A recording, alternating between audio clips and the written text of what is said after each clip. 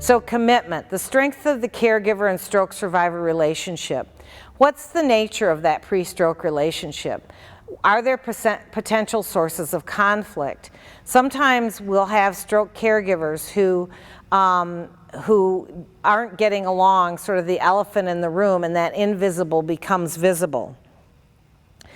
And so understanding what the level of commitment to continuing the relationship and the nature of the relationship is really important. So we have this stroke caregiver who said, we each had our problems in life, but we never had one where we separated. We never separated. We never left one another either way. We've been married 54 years and been together 54 years. So there's that strong commitment to continuing the relationship. We've had other caregivers in our study who lived what we called parallel lives. They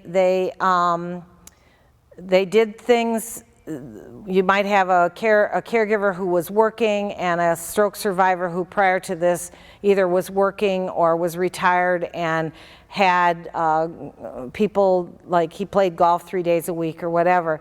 And then the stroke really throws them together in a way that they're not used to, because they're not used to being together as much as they're now going to need to.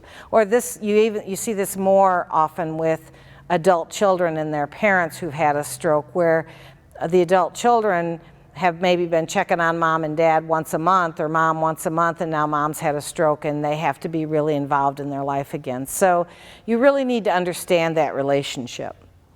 Then you also need to understand the caregiver's willingness to perform the care. We need to understand what the amount and types of care that are needed and communicate that with the caregiver so that they understand that.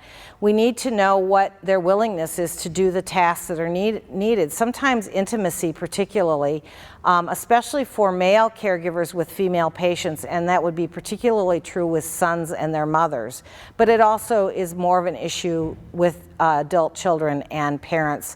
A daughter with a dad also might have intimacy concerns in doing personal care.